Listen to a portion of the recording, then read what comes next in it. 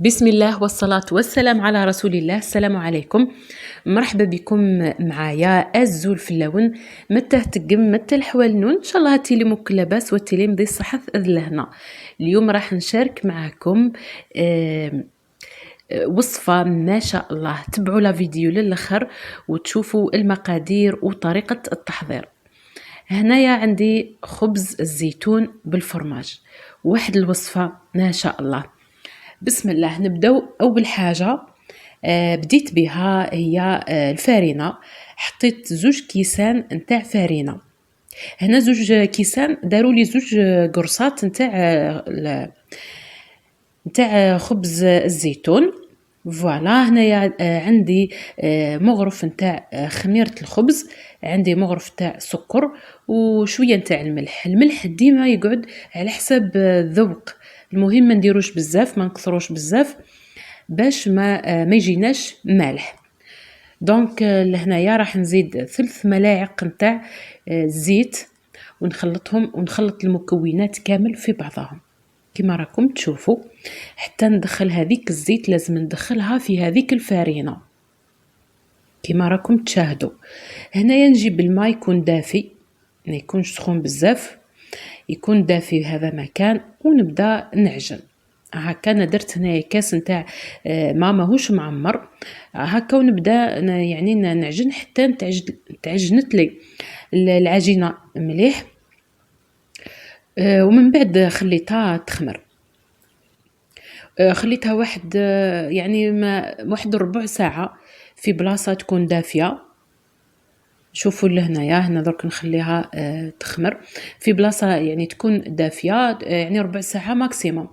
واذا البلاصه اللي يعني دفيتي فيها ولا خمرتي فيها هذه الخميره بيان سور راح تطول شويه، واحد نص ساعه.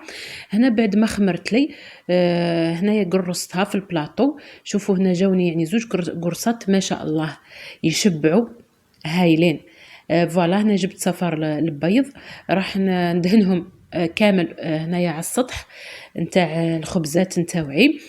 فوالا هنايا البلاطو بعد ما دهنتو بالزيت، وهنا راح نجيب الزيتون الاخضر وراح نرشقهم بالطريقه هذه هكا باه يمدوا هذاك المنظر الشباب. والبنه ما نحكي لكمش يعني واحد البنه هايله. هنا جبت الزيتون الكحل، واللي ما عندهاش ما ديرش يعني انا كان متواجد عندي على بها درتو. تقدري ديري غير الزيتون وحده هذا مكان، وتقدري ما ديريش الصفار البيض، تقدري ديري هكاك، لانه كاين الناس اللي ما يحبوش ياكلوا يعني ماشي ما يحبوش البيض، ممنوع عليهم ياكلوا البيض، يعني يقدروا يديروه هكاك يدهنوه بالزيت هذا مكان، بزيت الزيتون ولا يدهنوه ويديروا له الزيت عفوا يديروا له الزيتون الاخضر هذا مكان. هنايا جبت الفرماج راح ثاني يعني نحطهم هكا بشكل عشوائي. هنا نكون سخنت الفرن نتاعي على درجة مئوية 180 درجة، ومن بعد ندخل هاد الخبيزات في الفرن حتى يطيبوا لي، حتى يحمروا لي بالبيان، ومن بعد نحيهم ومن بعد تشوفوهم في الشكل النهائي. هنايا راح ندير السينوج والجيلجلان بطبيعة الحال كما راكم تشوفوا، جيلجلان والسينوج درك تشوفوهم في الشكل النهائي. فوالا شوفوا لهنا بعد ما طابوا لي جاو ما شاء الله واحد الخبيزات يشهي وشهيتكم في الجنة. جاو حمورين وجاو خفاف بنان، خفاف ريشة، وبنان ثاني خاصة البنة هي الرسمي. شوفوا هنايا احمروا لي من التحت ومن الفوق. يعني واحد الخبيزات ما شاء الله. هذه هي الوصفه نتاعنا لنهار اليوم، ان شاء الله تنال اعجابكم. ان شاء الله الى وصفات اخرى بحول الله.